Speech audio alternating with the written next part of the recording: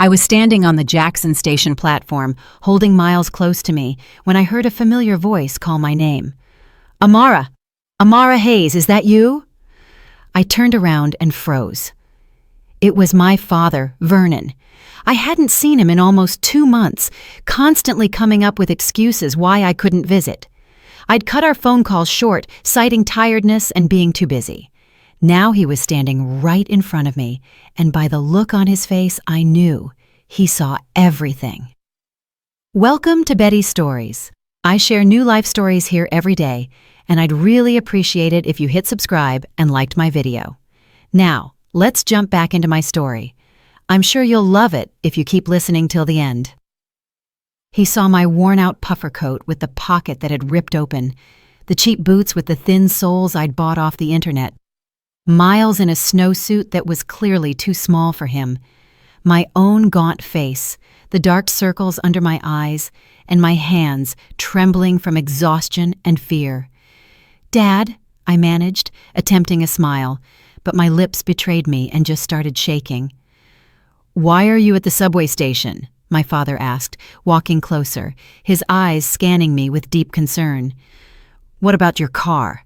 I bought you that new Kia Forte for your birthday just last year. What happened to it?" "I sold it." I looked away. "I needed the cash." "For what?" My father's voice tightened. "Amara, what is going on? You look like you've been run ragged. Why aren't you answering my calls? And where is Darnell?" I felt the tears start to well up. For 2 months I had held it together. 2 months of silence, fear, complying with every demand, handing over money, enduring the insults, and living in constant dread. Now, looking into my father's eyes, I knew I couldn't do it anymore. "Dad, let's go somewhere private," I whispered.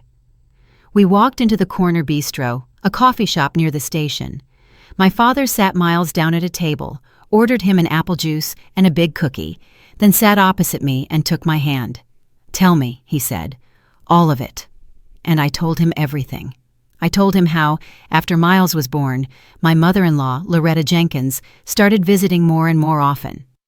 How at first it was caring advice, then it turned into demands, and finally, ultimatums. I explained how she found out that the 2-bedroom condo downtown, my grandmother's legacy, was fully in my name, and how she started demanding I sign the property over to Miles for his future. I had refused. My voice shook as I told him I'd explained it was my grandmother's inheritance, and I wanted to manage my own property. "And that's when it all started," I finished. My father listened in silence, only tightening his grip on my hand. "A week after I refused, you got jumped." I looked up at him. "Remember? Near your house that evening? You said it was just random vandalism." "I remember." My father's face went stone cold. "It wasn't random." The very next day, Loretta Jenkins came to my place. She sat in the armchair, sipped her tea, and said, "How's your daddy doing? Heard he got roughed up. You know, things happen these days, especially to older folks. Next time, it could be worse, much worse." She was smiling when she said it. My father went pale. I watched the muscles in his jaw clench, but he remained silent, letting me get it all out. I was scared, terrified, but I still refused to sign. "Then Darnell showed me a video," I continued. "It's me, supposedly screaming at Miles, shaking him, saying awful things. It's edited, Dad. They cut pieces from different moments, spliced them together, and removed the context, but it looks terrifying. They said they would send it to Child Protective Services, CPS, if I didn't sign the papers, that they would take Miles and prove I'm a bad mother." "Those monsters," my father said aloud. The first time he'd spoken the rage that was boiling inside him. "That's not all." I wiped away tears. Loretta used some contacts to get copies of my corporate documents and financial reports from my job, and she forged them. She made it look like I was stealing money from the company. The numbers are changed, the signatures are faked. It all looks exactly like me. She said if I didn't comply, she'd send those documents to my boss and the police. I would be locked up and Miles would be gone. My father closed his eyes, taking a deep breath. "Keep going." They demand my entire paycheck, every last dime. Darnell takes my bank card the day I get paid, pulls everything out, and hands it over to his mother. They leave Miles and me just $75 a week for food, transit, daycare, everything. I stop buying new clothes for myself. I wear what I have. I get Miles's clothes from cheap online outlets. Sometimes I borrow money from coworkers just to eat and feed my son. The car, they forced me to sell it too. They told me to sell it and give them the cash. I sold it for $8,000 even though it was worth $12,000. Loretta Jenkins took all of it. She said it was the first installment for their silence. Where is Darnell in all this? My father's voice was icy. He's completely on his mother's side. He says I should be grateful they haven't taken Miles and that I need to listen, or it'll be worse. He controls my phone and reads my messages. They strictly forbade me from telling anyone, especially you and Mom. They said if they found out I complained, next time you wouldn't just be assaulted. Loretta's brother, Preston, did time years ago. It was his people who jumped you. She told me straight out he can fix any problem. I covered my face with my hands. Everything I'd bottled up for 2 months poured out. The fear, the humiliation, the helplessness. I cried while my father gently stroked my arm, waiting for me to calm down. They still want the condo, I continued. They are pushing me to sign it over to Darnell, and he'll pass it to his mother. They say it's only fair, because I'm living with their son, that my grandmother's condo should be family property. I keep refusing, but they're pressing harder. Last week, Loretta's brother's people just happened to be standing outside Miles's daycare, just standing there, watching. It was a warning. They told me next time they'd walk right inside. Why didn't you tell me? My father gripped my hands tightly. Why didn't you tell me right away? I was scared, Dad. They hurt you once. I couldn't risk them doing it again. Or worse, hurting Mom or taking Miles. They have those forged documents, that video. They have people who won't stop at anything. I'm trapped. I don't know what to do. My father stood up, walked to the window, and stood in silence, looking out at the street. Miles was peacefully eating his cookie, not understanding a word. I stared at my father's back and felt that telling the story hadn't brought relief. The fear had only intensified. What now? What happens when Loretta Jenkins finds out I told him? My father returned to the table, sat down, and looked at me. In his eyes, I saw something unfamiliar, something cold, hard, and professional. Amara, he said calmly, there are some things you don't know about me. What do you mean? You know I served 20 years in the Army, but you don't know where exactly. I frowned. My father had never talked about the details of his service. He only said he served, retired, and started working as a security consultant. I was in Special Operations, Army Intelligence, 20 years of operational work, surveillance, recruitment, threat analysis, neutralizing targets. I know how to collect information people hide. I know how to find weak spots. I know how to plan operations so that the target doesn't even realize they've been trapped until it's too late. I stared at my father with my mouth open. Special Operations, Army Intelligence. My father, who had always seemed like an ordinary, quiet man. I didn't quit that line of work after retirement, he continued. I consult on security matters. I have connections in law enforcement in the agencies.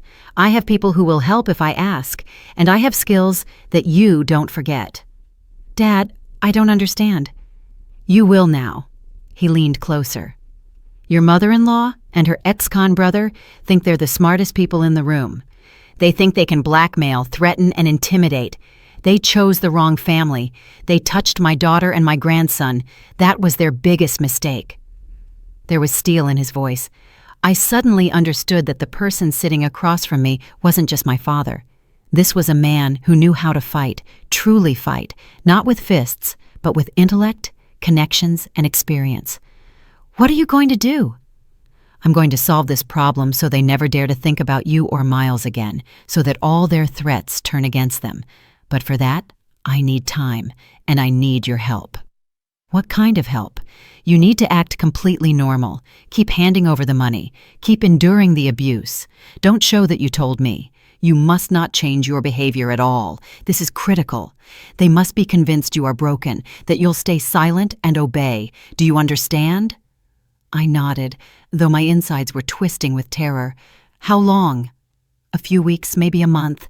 I need to gather intel, prepare the evidence, and plan every detail. We can't rush this. If we mess up, they'll destroy all the evidence and disappear. We have to act precisely, with no room for error. And if they find out I told you? They won't. We won't meet again. And we won't talk on the phone. We'll communicate through a secure messenger I'm going to install for you. The messages will delete automatically. There will be no trace on your phone. Darnell won't find a thing, even if he checks. Dad, I'm scared. I know, but you have to trust me. I won't let anyone hurt you. No one will touch you, Miles, or your mother, I promise. I've handled bigger things than some greedy mother-in-law and her criminal brother. Just hold on a little longer. Can you do that? I looked at Miles, who was smiling at me, his face smeared with cookie icing. I looked back at my father, whose eyes held absolute certainty, and I nodded. I can? Good girl. Now listen carefully.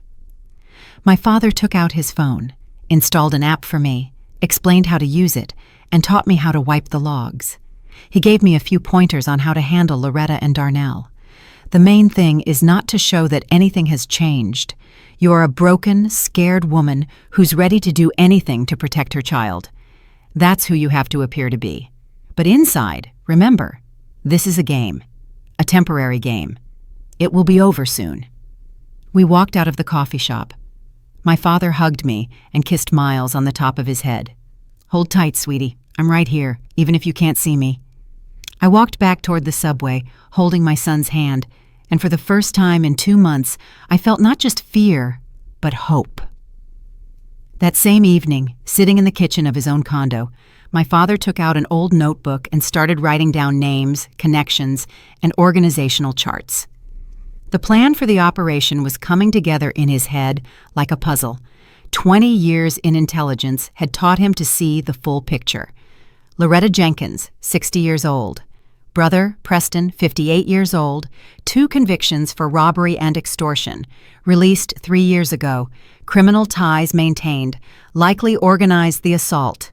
Darnell Jenkins, 35 years old, weak-willed mama's boy, fully under his mother's control. High chance of recruitment, if pressured correctly. Amara's forged work documents, need forensic analysis, proof of forgery. The video with the child, also forensics. Confirm the montage. My father picked up his phone and dialed a number. Solomon, it's Vernon. Yeah, it's been a minute. Listen, I need help. Small, unofficial operation. Surveillance, recording, tech support. Can you do it? Excellent. We'll meet tomorrow and I'll give you the details. He hung up, dialed the next number, then another. By midnight, he had a team of 4 people. All former colleagues from his service days, all vetted, all ready to help unofficially. The work started the next day. Solomon, the former tech specialist, installed bugs in Loretta Jenkins's condo. It took 2 days of observation to figure out her schedule and 15 minutes of work while she was out shopping. The microphones were so small they couldn't be detected without specialized equipment. They transmitted sound to a recorder in the neighboring apartment, which my father was able to rent through a real estate contact. Andre, a former operative, began surveillance on Preston. Photos, video recordings, meetings. He needed to document all of Preston's movements and contacts. Within a week, a thick folder of material was sitting on Vernon's desk. Owen, now working for a private forensic firm, took on the analysis of the documents and the video. He dissected the fake financial reports in 2 days. Signatures were clearly forged, and the numbers were altered using a graphic editor. The signs of editing were obvious to an expert. The video with Miles was a classic montage. Clips were cut from different moments and spliced together. Owen wrote an official finding that could be used in court. Malcolm, whose police connections were especially useful, started gathering information on Preston's criminal past, convictions, contacts, current activities. It turned out Preston hadn't shed his old habits. He was implicated in several new extortion cases, but the evidence was thin. Vernon coordinated it all, analyzing the data and building the plan. After 2 weeks, he had the full picture. Loretta Jenkins met regularly with her brother. Their conversations, caught by the bugs, were damning. She openly discussed how to pressure Amara, how to force her to sign the condo over, and how to use the threats. Preston suggested ramping up the pressure, organizing another assault, so that little fool finally gets it. They laughed at Amara, called her a pushover, and discussed how they would split the cash from the condo sale. Vernon listened to these recordings, feeling a cold fury rise within him, but he kept his emotions in check. Emotions are the enemy of operational work. Cold calculation is required. The plan was divided into 4 phases. Phase 1, the marked money. Vernon used his old intelligence contacts to get access to specially marked bills. They were regular banknotes, but their serial numbers were logged in a database. If these bills were found on someone during a search, it would be direct evidence of a link. Amara was to hand over her next paycheck using this money.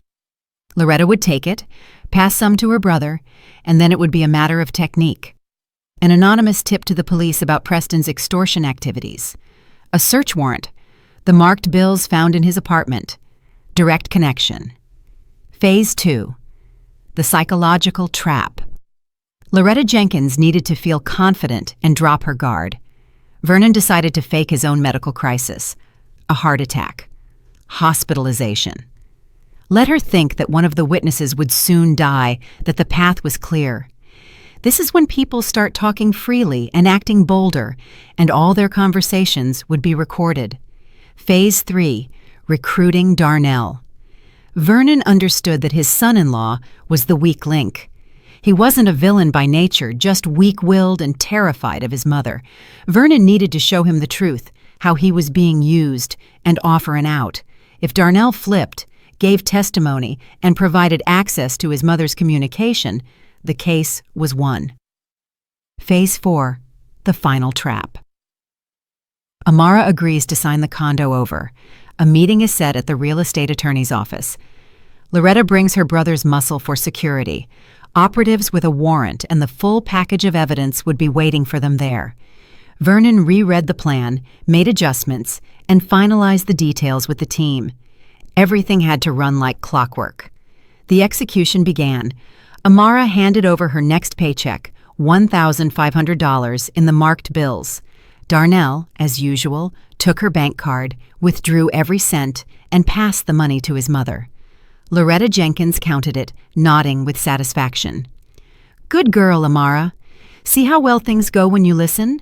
Soon you'll sign the condo papers, and all your problems will be over. You'll live in peace." Amara remained silent, eyes downcast, playing the role of the broken woman. Inside, she was counting the days until the end of the nightmare. 3 days later, Vernon went to the hospital. Solomon arranged everything through a doctor contact, an official entry in his chart, a room, IV drips. The news quickly reached Loretta Jenkins through Darnell, who, as a caring son-in-law, called to ask about his father-in-law's health. Seriously? His heart? Loretta Jenkins slumped back on her sofa when she heard the news. Well, at his age, it's not surprising. Preston, who was sitting next to her, smirked. Maybe he'll die on his own, and we won't have to deal with him. One less problem, I guess. Loretta Jenkins lit a cigarette. The main thing is that Amara doesn't try to complain. Though who would she complain to? Her dad's in the hospital, her husband's on my side. I have the evidence. She's not going anywhere. The entire conversation was recorded. The bug in the condo worked flawlessly. Vernon, lying in his hospital bed, listened to the recording through headphones and nodded. Everything is going to plan. They're getting complacent. The following week, Malcolm, using his police contacts, arranged a routine check on Preston, an anonymous tip about possible involvement in extortion, a search warrant. The police arrived early in the morning. Preston opened the door in his boxers, groggy and aggressive. What the hell? Major Crimes Unit. Search warrant. The officer showed the document. Invite us in, please. The search lasted 2 hours. They found a lot, an unregistered firearm, a small quantity of drugs, but most importantly, the money. $1,500 neatly hidden in a coffee tin in the kitchen.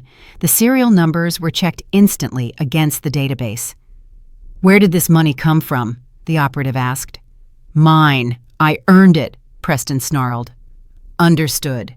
These bills are linked to an active extortion case. You'll have to come downtown with us. Preston was taken away. Loretta Jenkins learned about it an hour later and was in a panic. She immediately called Darnell. Your brother, Preston, was arrested. They searched his place and they found something, she shouted. He mentioned the money I gave him. Your wife, did she rat us out? No, Mom. She doesn't know anything. She's at home. Quiet, Darnell replied.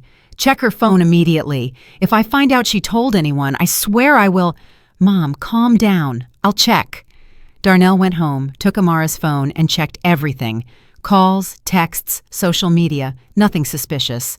The secure messenger Vernon had installed was hidden so well it was virtually undetectable unless you knew what you were looking for.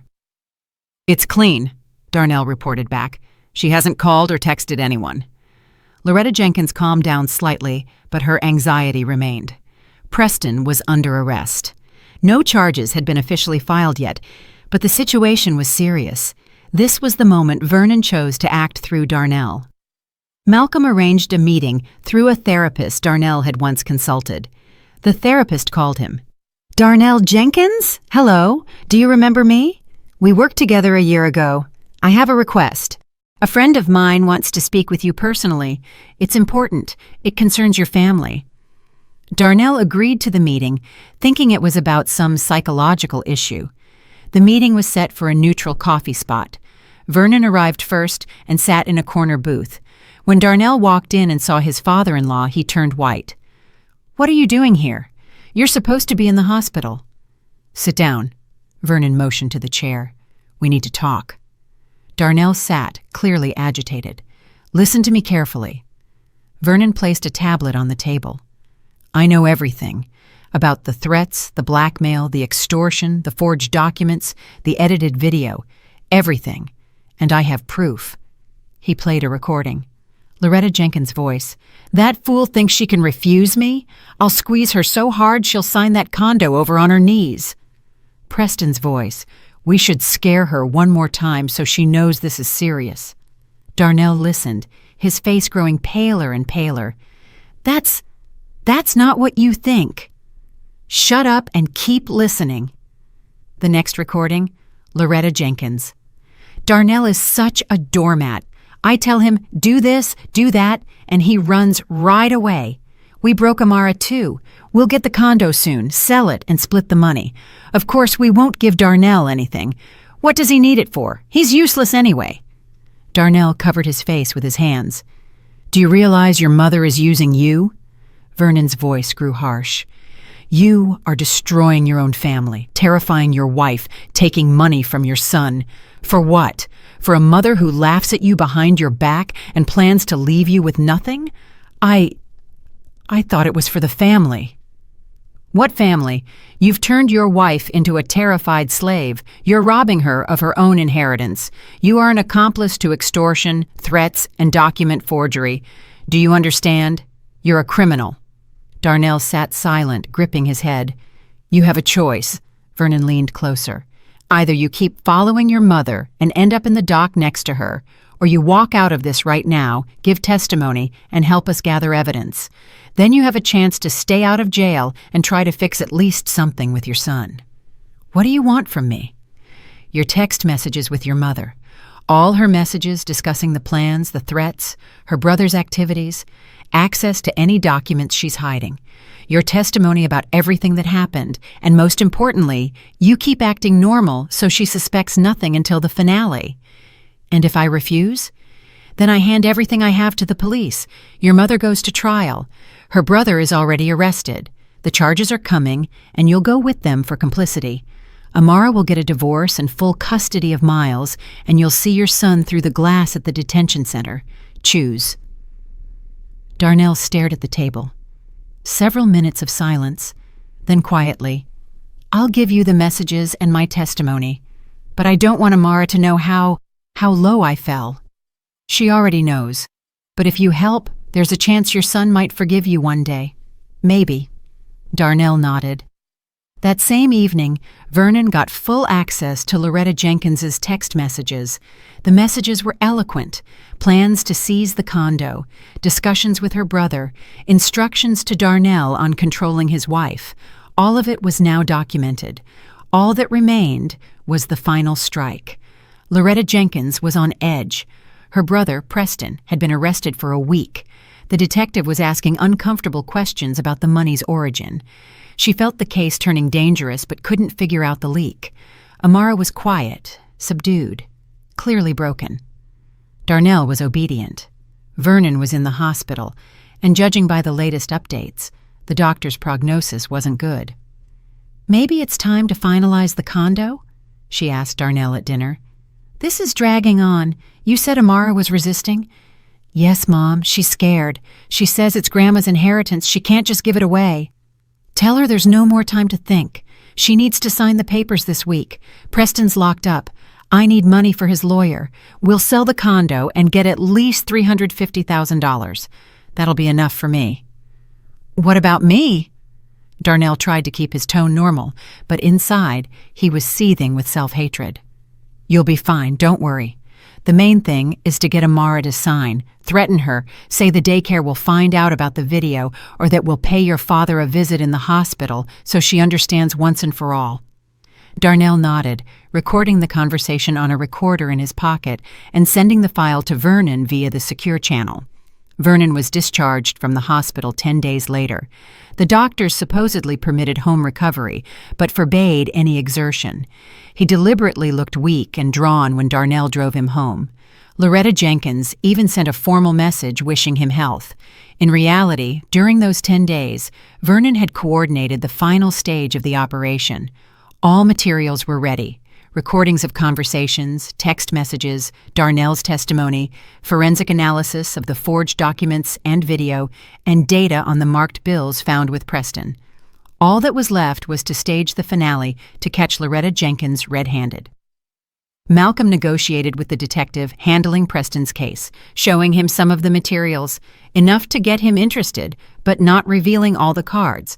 The detective, an experienced man in his 50s, meticulously reviewed the tapes and documents.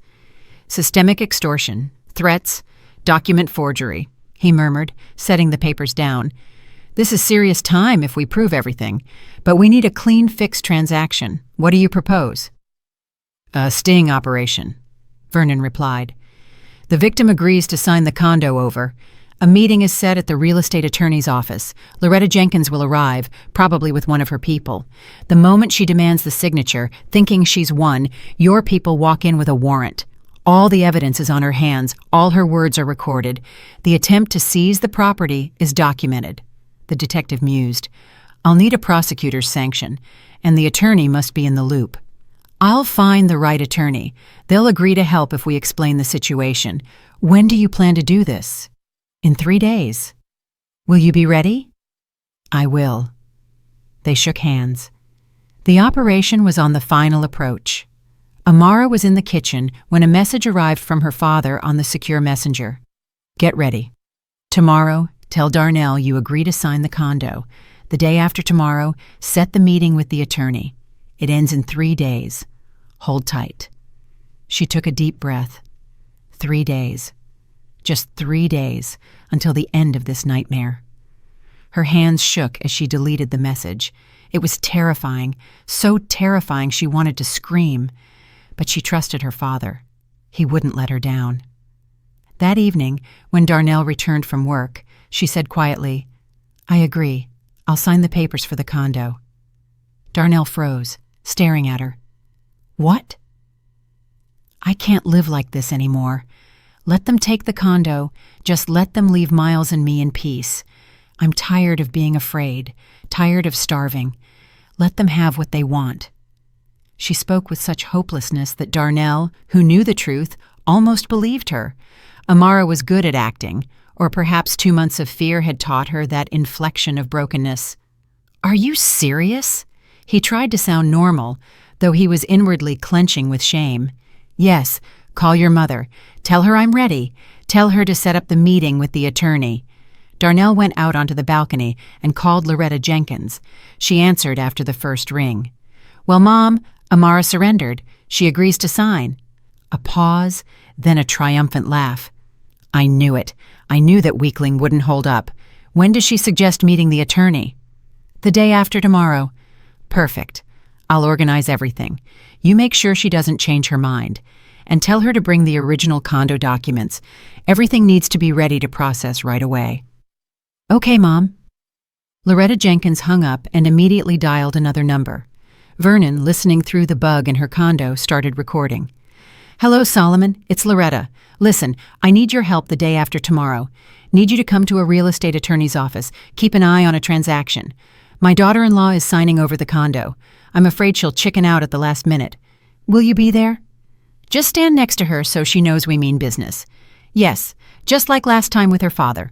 Excellent. I'll meet you at the office at 2 o'clock in the afternoon. Vernon smirked.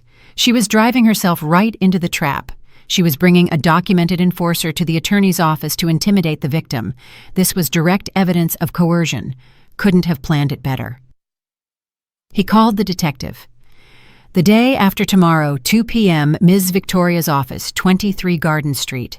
Loretta Jenkins will come with an associate named Solomon, an ex-boxer, history of battery. He'll threaten my daughter to get her to sign. Your people need to enter the moment the documents are passed to the attorney. Got it. We'll be ready. The attorney, Ms. Victoria, was a strict but fair woman. When Vernon explained the situation and showed her the recordings and documents, she immediately agreed to help. I've been practicing for 20 years. I've seen it all, she said. But to so cynically take someone's inheritance through threats, what should I do? Act normal, accept the documents, start the paperwork, ask standard questions. The main thing is to document that your daughter is acting under duress. If Loretta Jenkins threatens her, or her associate starts applying psychological pressure, try to document it with words. Ask Amara if she really wants to sign the condo over, if there are any threats. Loretta won't be able to hold back. She'll start justifying herself or pushing harder.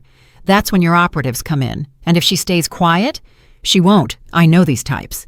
When they're close to victory, they become overconfident, arrogant. She will slip up. Very well, I'll help. All that remained was to wait for the appointed day. The morning of the meeting, Amara barely slept. Miles woke up early, demanding attention, but she could hardly focus. Her father sent a short message. All set.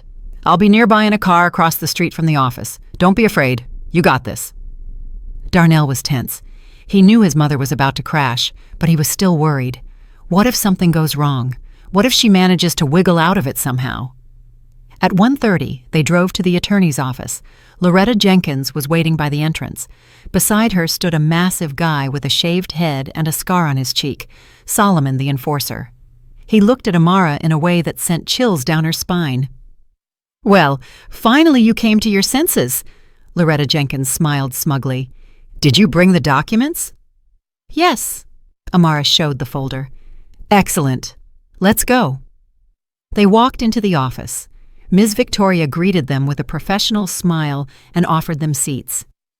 The office was small, bright, with a heavy desk and shelves of files. A security camera, standard for a real estate attorney's office, was mounted in the corner. All right, Ms. Victoria opened her notepad. You wish to transfer the deed for your condo. Amara Hayes, do I understand correctly that the property belongs to you by right of inheritance? Yes, Amara answered softly. And you wish to transfer it to whom? My husband, Darnell Jenkins. Understood. Is this your voluntary decision? Amara hesitated. Loretta Jenkins instantly cut in. Of course it's voluntary. She wants the condo in her husband's name. That's normal for a family. I'm asking Amara Hayes, the attorney said sternly. Amara, is anyone forcing you to transfer this property? Are there any threats? No. Amara looked at the floor. I want to do this myself. Solomon in the corner coughed loudly, demonstratively. The hint was clear. Ms. Victoria looked closely at Amara, then at Loretta Jenkins, then at the enforcer. Very well. I need the documents. The deed, your license, the marriage certificate. Amara, her hands shaking, took out the folder and placed the documents on the table. The attorney began reviewing them, making notes. Loretta Jenkins nervously fumbled with her purse. The proximity of victory made her impatient. "Will this take much longer?" she finally snapped. "As long as the law requires," Ms. Victoria replied calmly. "Amara, do you understand that after this transfer you will lose all ownership rights to this condo?" "I understand." "And you are ready for that?" "Yes." "Good. Then I need you to read the text of the agreement and sign here, here, and here." She held out the document. Amara took the pen. Her hand trembled so hard she could barely hold it. Loretta Jenkins leaned closer, monitoring every move. Come on, don't drag it out," she hissed through her teeth. Amara made the first signature, the second. She raised the pen over the spot for the third signature and froze. "What is it?" Loretta Jenkins raised her voice. "Sign it." I don't know." Tears fell from Amara's eyes onto the paper. "Darn it!" Loretta Jenkins grabbed her arm. "Are you backing out after everything we discussed? Did you forget what happens if you refuse?" "Loretta Jenkins," the attorney said sharply, standing up, "please calm down. Amara Hayes has the right to change her mind at any time." "What right?" Loretta Jenkins wheeled around to the attorney. "She's backing out. She thinks she can just walk away?" Solomon got up from his chair, taking a menacing step toward the table, silent but threatening. "Young man, sit down," Ms. Victoria ordered, "or I will call security." "Sit down, Solomon." Loretta Jenkins tried to compose herself. "Amara, sweetheart, you know this is for your own good, for Miles. Sign it and everything will be fine. If you don't sign, remember our talk about the daycare? About CPS?" "Are you threatening her?" The attorney stood firm. "I'm not threatening, I'm explaining." Loretta Jenkins turned back to Amara. "I'm telling you for the last time, sign it, now." Just then the office door flew open. 3 men in plain clothes walked in, followed by the detective and 2 uniformed officers. "Loretta Jenkins." The detective pulled out his badge. "Major Crimes Unit. You are under arrest on suspicion of extortion, threats, and coercion to commit a transaction." He turned to the enforcer. "Solomon, you are also under arrest for complicity." Loretta Jenkins went white. "What? What extortion? I didn't do anything." "We have recordings of your conversations, text messages, and witness testimony." The detective nodded to the operatives. "Take them in." Solomon tried to bolt for the door, but he was restrained in a second. Loretta Jenkins thrashed and screamed, "This is a setup! Amara, tell them you wanted to sign the condo over yourself. Darnell, why are you quiet?" Darnell sat, head lowered. "Darnell!" She grabbed his shoulder. "Say something." "I gave testimony, Mom," he said quietly. "I told them everything about the threats, the blackmail, the forged documents, the assault on Grandpa. Everything." Loretta Jenkins recoiled as if struck. You betrayed me. You forced me to betray my own family." Darnell lifted his eyes. "I ruined my life because I was afraid to cross you, but no more. I won't be your puppet anymore." "Loretta Jenkins," the detective showed the warrant, "you are being charged under the state criminal code with extortion, committed by an organized group with the threat of violence.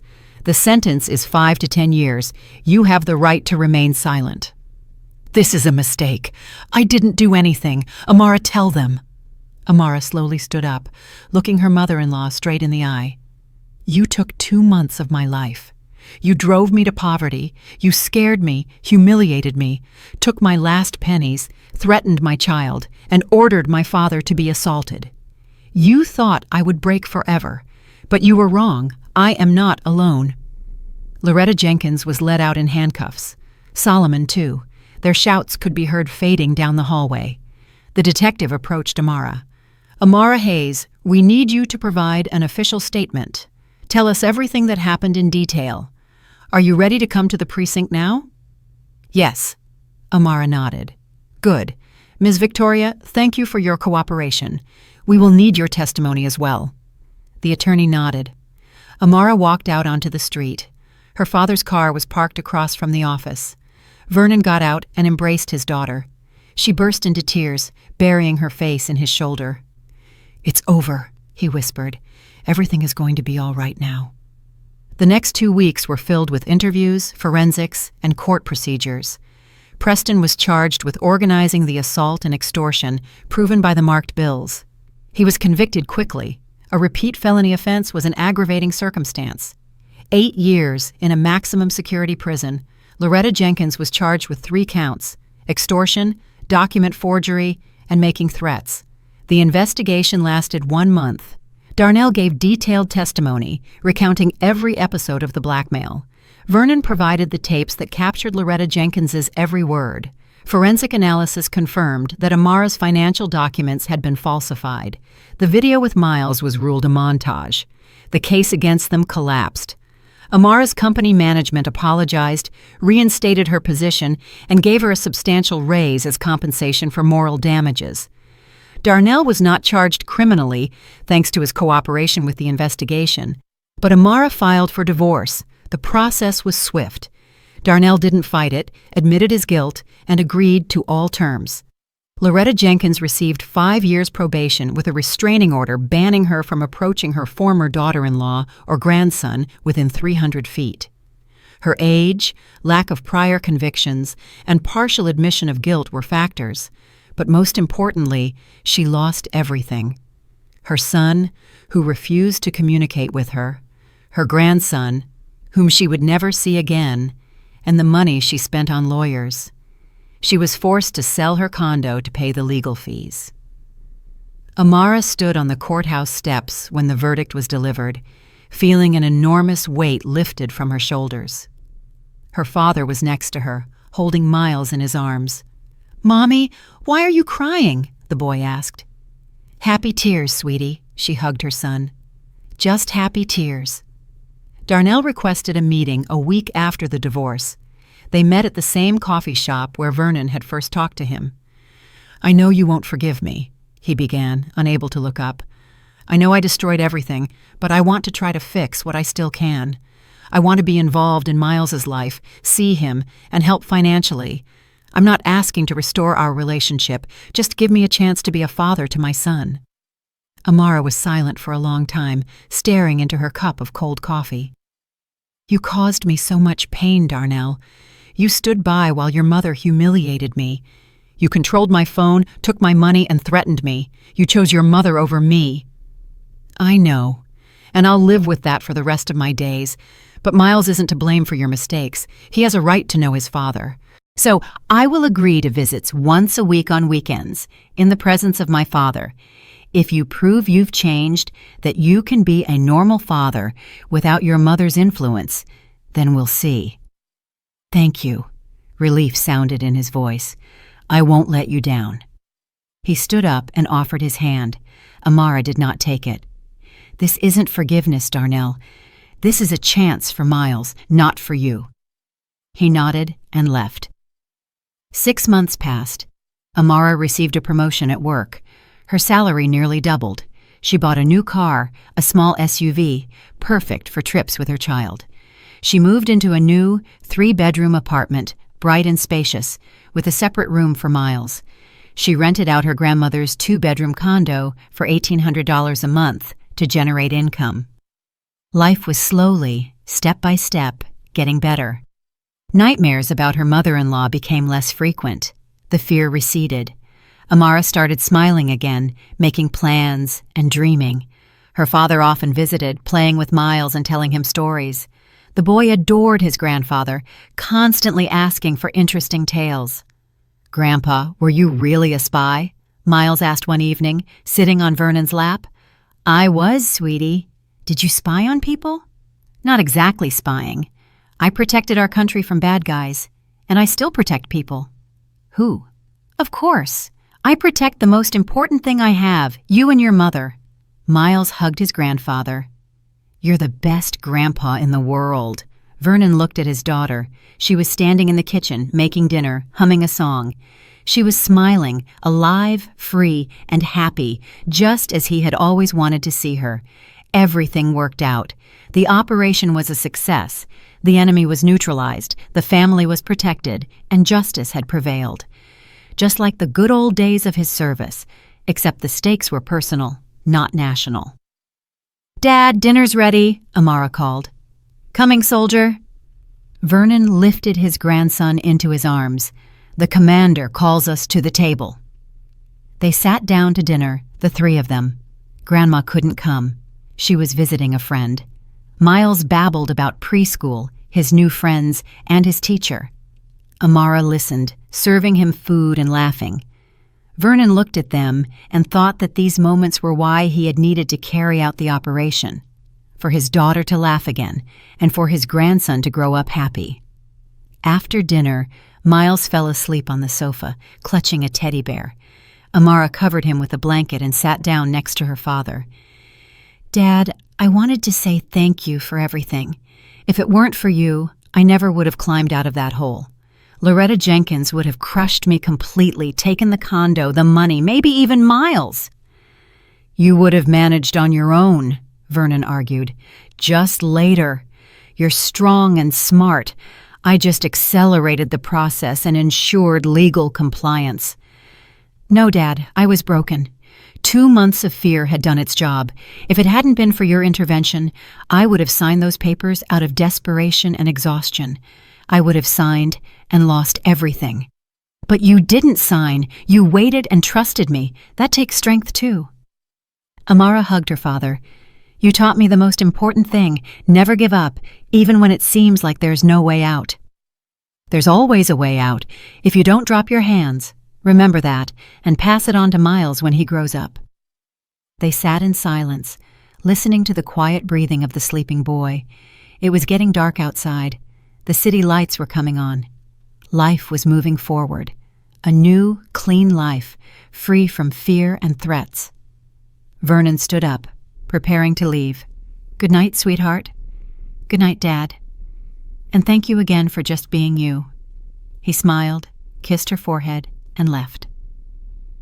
Amara remained alone with her son in her condo. Her condo. No one could take it. No one could threaten her. She was free, finally free. A year had passed since Loretta Jenkins was led out of the attorney's office in handcuffs. A year of freedom, a year of new life, a year of healing from the nightmare that had seemed endless. Amara sat in her office. She now had a private space with a nameplate that read Head of Analytical Department on the door. The promotion had come 3 months after the trial ended. The management not only restored her reputation, but publicly apologized for not noticing the signs of blackmail sooner. Her salary had increased 2.5 times. Now she could not only provide everything Miles needed, but also put money away for the future. On her desk lay the lease agreement for the old condo. The tenants paid their $1,800 a month reliably, a good passive income. The new apartment was bigger, brighter, in a great neighborhood near a park. Miles had his own room filled with toys, books, and educational games. The boy was growing up happy, surrounded by the love of his mother and grandfather. Darnell continued to meet with his son every Saturday, at first in Vernon's presence, and then, when Amara was convinced he had genuinely changed, she allowed one-on-one visits. Darnell took Miles to the zoo, the movies, and bought him gifts. Most importantly, he talked to his son, took an interest in his life, and tried to make up for lost time. Amara saw that he was sincerely remorseful. It didn't mean she forgave him, but she accepted that people can make mistakes and try to correct them. Darnell did not communicate with his mother. No calls, no texts, no visits. Loretta Jenkins tried to reach out several times, sending letters demanding forgiveness and help, but he ignored her. He had chosen his son over his mother. Too late, but he had chosen him. On a Saturday, Amara, Miles, and her father went to the park. Spring was warm, and the trees were covered in new leaves. Tulips were blooming in the flower beds. Miles ran ahead, chasing pigeons and laughing. Vernon walked alongside his daughter, his hands in the pockets of his light jacket. "How are you doing, Dad?" Amara asked. "We haven't talked in a while." "I'm good. Lots of work, but that's fine. I feel needed." "You were always needed, especially by me." Vernon smiled. "You know, when I retired from intelligence, I thought all the operational work was behind me, that I'd be a consultant, sitting in an office, analyzing reports, but it turns out the most important operation was waiting for me, the operation to save my own daughter." And you handled it brilliantly, like a true professional. The stakes were high. If we'd failed, you would have lost everything. The condo, your freedom, maybe even Miles. I couldn't afford to make a mistake. And you weren't afraid that something would go wrong? Vernon paused. I was afraid, of course. I was afraid. But fear is normal. The key is not to let it control you. Use it as a catalyst to act more carefully, more thoughtfully. Fear makes you attentive if you know how to work with it.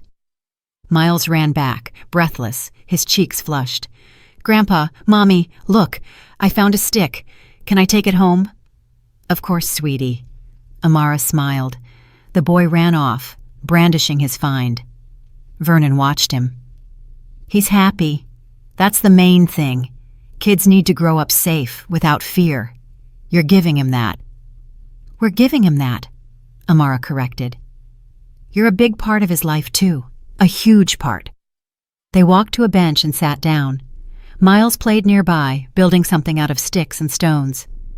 Dad, I wanted to ask something. Amara turned to her father.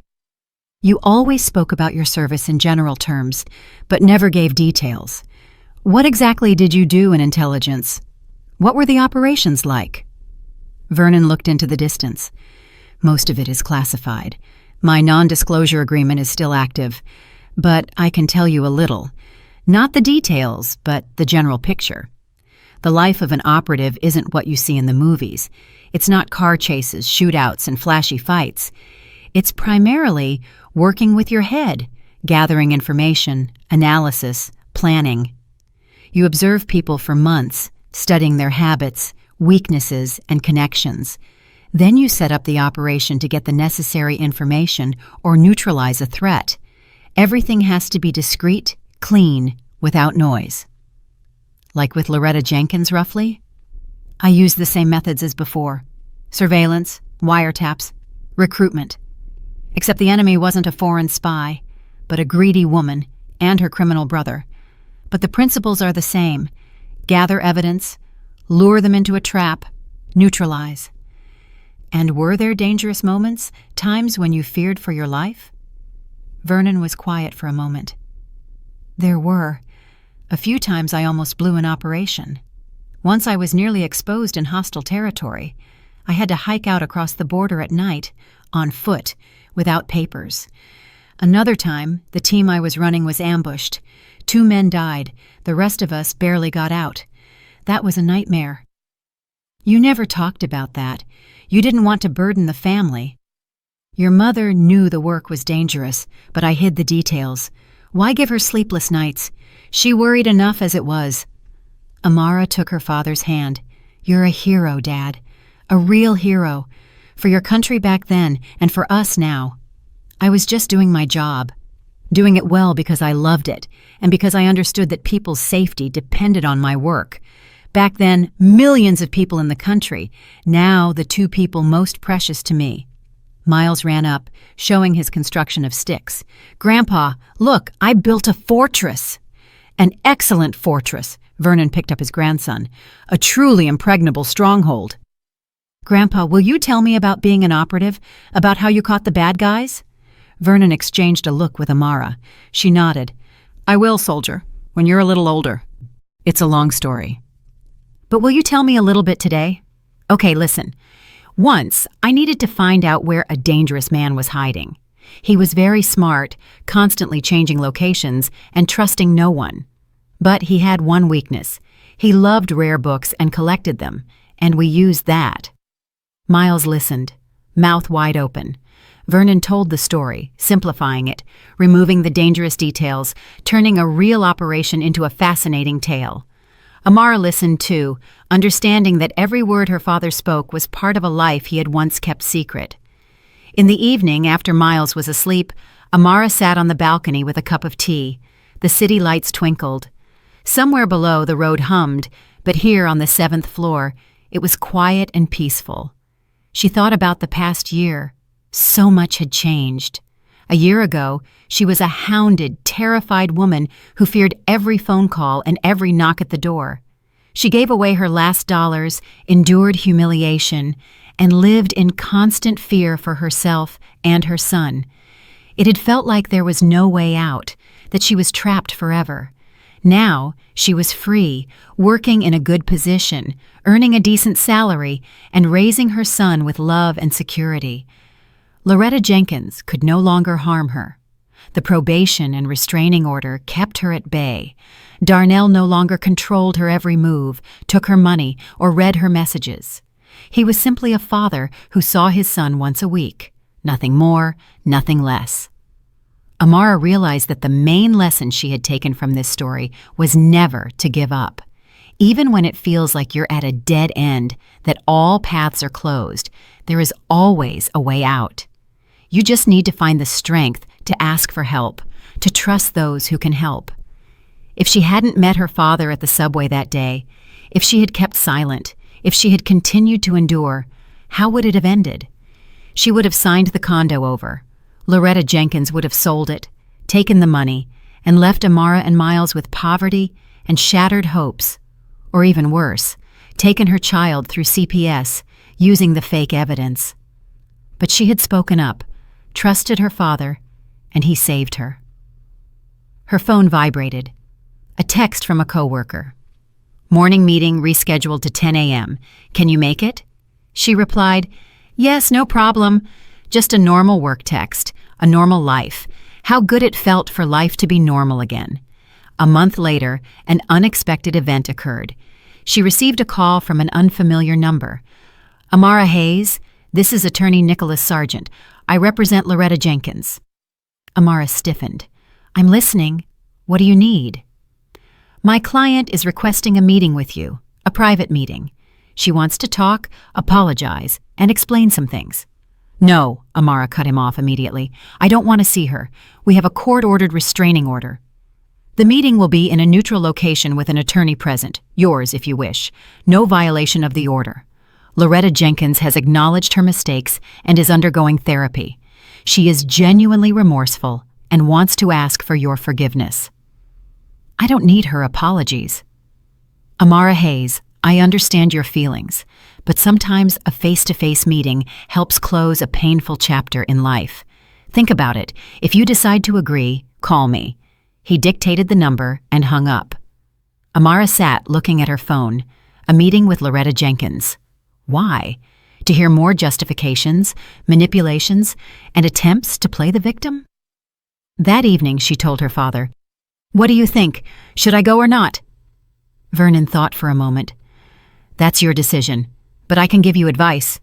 If you go, it must be for you, not for her. If you need to look her in the eye and say everything you think, go. If you need to close this chapter completely, go. But if you're afraid she'll start manipulating, pressuring, or playing on your feelings again, don't go. You owe her nothing." "I'm not afraid of her anymore," Amara said. "It's strange, but I truly don't fear her. She no longer has power over me." "Then you decide." Amara thought for 3 days. Then she called the attorney. "I agree to the meeting, but only in the presence of my father, and for no more than 30 minutes. "Agreed." The meeting was set for the corner bistro. Amara arrived with her father and sat at a table by the window. Loretta Jenkins entered with her attorney. Amara hadn't seen her in a whole year and was startled by the change. Her mother-in-law looked old, truly old. Her hair was graying, her face was drawn, and her back was hunched. She looked every bit her 60 years, maybe more. She was dressed modestly, cheaply, without any of her former polish. They sat opposite each other. Loretta Jenkins looked at the table, not meeting Amara's eyes. "Hello, Amara," she said quietly. "Hello?" Amara kept her voice cold. "You wanted to talk. Please speak." Loretta Jenkins sighed. "I want to apologize for everything I did, for the threats, the blackmail, for turning your life into a hell. I was obsessed with greed. I wanted the money, the condo, and I didn't think about the consequences. I didn't think about the pain I was causing." "You thought about it perfectly fine," Amara countered. "You planned every step, organized the assault on my father, forged documents, and edited a video of my child. These were not spontaneous acts. They were a calculated system of blackmail." "I know. I realize it now. The therapist I'm working with helped me understand how toxic and manipulative I was, how I ruined the lives of my son, my grandson, and you. I lost everything. Darnell won't speak to me. I don't see Miles. The condo is sold. I have no money, no friends. I'm alone. And you want me to feel sorry for you? Amara's voice was steel. No, I'm not asking for pity. I deserve what I got. I just want you to know that I am sincerely remorseful. If I could go back in time, I would never have started any of this. Amara looked at her for a long time, silently, then said, "Do you know the most awful thing about your story? It's not that you tried to steal the condo, not the threats, and not the blackmail. It's that you destroyed a family. You turned your own son into a puppet, stripped him of his will, and forced him to betray his wife. You nearly deprived my son of his mother. You did everything to make 3 people, me, Darnell, and Miles, miserable. For what? For money? For a condo?" Loretta Jenkins was silent, tears streaming down her cheeks. "I can't forgive you," Amara continued. "I went through 2 months of hell. I starved. I was afraid. I cried at night. I thought about ending my life. You drove me to the edge. And the only thing that saved me was my father, the man you ordered to be assaulted." Vernon sat next to her, calm and silent. His presence gave Amara strength. "But," Amara paused, "I release you. I don't forgive you, but I release you. You no longer have power over me. You no longer occupy space in my thoughts. You are the past, a painful, difficult past, but the past. I'm moving forward, building my life, raising my son, and you can live with your consequences." Loretta Jenkins covered her face with her hands, sobbing. "I don't deserve your kindness." "This isn't kindness. This is freedom, my freedom from you. Goodbye, Loretta Jenkins. We won't be seeing each other again." Amara stood up. Her father rose too. They walked out of the coffee shop, leaving her former mother-in-law and her attorney at the table. Outside, Amara took a deep breath. "How do you feel?" her father asked. "Light. Like a heavy burden has been lifted. I said everything I needed to say. I don't need anything else from her." "Good. You acted with dignity." They walked toward the car. Amara glanced back at the coffee shop, where the hunched figure of Loretta Jenkins was visible through the glass. Once, that woman had seemed all-powerful, terrifying, and invulnerable. Now, she was just a pathetic old woman paying the price for her greed. Life continued in its rhythm. Miles started elementary school. Amara chose a good school near home, with strong teachers and engaging after-school programs. The boy loved math and joined the chess club. His grandfather taught him to play, explaining that chess was like operational work. You had to plan several moves ahead and predict the enemy's actions. Darnell continued to meet with his son. Gradually, their relationship improved. Miles got used to having a father who came on Saturdays but lived separately. It became the new normal. The child didn't ask extra questions. He accepted the situation as it was. Amara sometimes encountered people at work who asked, "Why aren't you married? You're so beautiful, smart, and successful." She smiled and answered, "I'm happy just the way I am.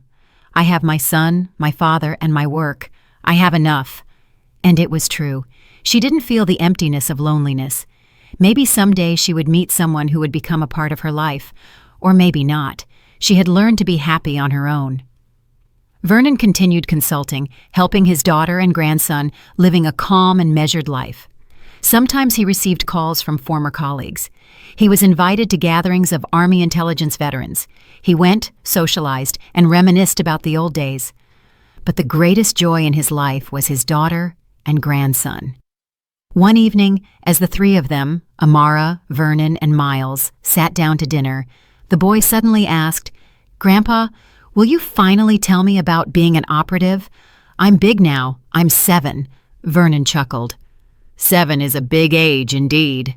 All right, I'll tell you, but not all at once, just a little at a time. It's a long story, for many evenings. Hooray! Miles bounced in his chair.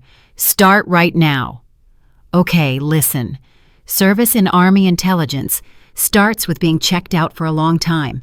They study your background, your family, your friends, and they test your resilience. Then they train you. Years of training, languages, tactics, surveillance techniques, psychology, self-defense. You have to be able to do everything, speak several languages, understand technology, and read people like an open book. Miles listened, eyes wide. What languages do you speak? 3 fluently, English, German, and French. A little Arabic and Chinese too, but I'm rusty there. In our work, languages are the key. Without them, you can't work in another country. You won't understand what people are saying. And you were in other countries? Many places, Europe, Asia, Africa. I worked under different cover stories, businessman, journalist, diplomat. The main thing was that no one was supposed to guess who I really was. It's like a spy in a movie. It's similar, but without the special effects. The real work of an operative is patience, attentiveness, and knowing how to wait. Sometimes you sit in a car for weeks, watching a target, writing down who visits them and where they go. It's boring but necessary. And was there danger? Vernon glanced at Amara. She nodded. He could tell a little, but without excessive detail. There was. Once I was nearly exposed. I was working in one country, gathering information about a terrorist group. They figured out someone was tailing them and started checking. I had to make an emergency exit, abandon everything, and hide for a few days. I crossed the border at night, hiking through the mountains. It was tough, cold, and scary, but I managed. You're a hero, Grandpa. I was just doing my job, like many other people who protect our country. Soldiers, police officers, rescuers. They are all heroes every day. Amara listened to this conversation and thought how wonderful it was that Miles was growing up with a grandfather who taught him not just chess and math, but life. He taught him to be strong, responsible, and fair. He taught him not to give up, not to fear difficulties, and to protect the weak. After dinner, when Miles was asleep, Amara and her father sat in the kitchen drinking tea. Dad, thanks for the story. Miles loved it. He needs those kinds of stories. Boys need to grow up understanding that there are real values. Honor, duty, protecting loved ones. Not money, not power, but those things. You're raising him right. I worry sometimes that I spoil him, that I'm too soft. You're an excellent mother. Strictness and softness must be in balance. You love him, you care for him, but you also set boundaries. That's right. Amara poured tea. You know, sometimes I think, what if I hadn't met you at the subway that day? What if I had stayed silent and continued to suffer? No need to dwell on what might have been. You met me and you spoke up. That's the key. You weren't afraid to ask for help. Many women stay silent, afraid, ashamed, thinking they can handle it alone. And then it turns out to be too late. That's why it's important to talk about it. If any of your friends find themselves in a similar situation, you now know you must act, find help, and not stay silent. Silence is the aggressor's ally. Amara nodded. I'll remember that. They sat in silence, listening to the wind outside the window. The city went on with its life. Millions of people solved their problems, rejoiced, grieved, loved, and argued. Normal life. And Amara was grateful for that normality, for being able to sit peacefully at home, not fearing a knock at the door, for being able to plan the future without worrying about giving away her last dollars, for her son growing up happy, and for having her father nearby, who would always protect her. Several more months passed. One evening, Miles was doing homework, and Amara was making dinner when the phone rang. An unfamiliar number. Hello, Amara Hayes. This is Attorney Nicholas Sargent. We met a year ago. Amara tensed. I'm listening. I'm very sorry to deliver this news. Loretta Jenkins passed away last night. A heart attack. I'm calling because she left a letter. She asked me to give it to you if anything happened. Amara froze. She died? Yes. The funeral is the day after tomorrow, if you want to come. Although I understand you likely won't. No, I won't come. Can you email the letter to me? Of course, please dictate the address. Amara dictated it, said goodbye, and hung up, sitting down on a chair, trying to process the news. Loretta Jenkins was dead. The woman who had caused her so much pain no longer existed. She didn't feel joy, but there was no pity either, just emptiness. That chapter was finally closed. That evening, after Miles was asleep, she opened her email. The letter had arrived. She opened the attachment and began to read. Amara, if you are reading this letter, it means I am gone. I want you to know a few things. First, I was genuinely remorseful. Our meeting at the coffee shop was not an act. I realized how awful I had been. Greed blinded me. I lost my humanity. Second, I am proud that you did not break. You turned out to be stronger than I thought. You found a way out and protected yourself and your son. That deserves respect. Third, forgive Darnell. He became the way he was because of me. I raised him to be weak, dependent, and I didn't teach him to be a man. That is my fault. He is trying to change. Give him a chance. Fourth, tell Miles that his grandma loved him. In her own way, a wrong, toxic way, but she loved him. Please don't let him remember me as a monster. And finally, you deserve happiness. Don't be afraid to trust people again. Don't be afraid to open your heart. Not everyone is like me. There are good people. Your father is proof of that. Goodbye, Loretta. Amara finished reading the letter and closed her laptop. She sat for a long time, staring into the darkness outside the window. Then she said quietly, "Goodbye, Loretta Jenkins. May you find peace." And at that moment, she felt the last thread connecting her to that nightmare break. Now, everything was truly over. 2 years later, Amara was standing in the kitchen of her new condo. They had moved to an even more spacious home, a 4-bedroom with a park view. Miles was in 3rd grade, an honor roll student and winner of math competitions. Darnell met with his son regularly. Their relationship had become warm. He had married a 2nd time and had another child. Amara was happy for him.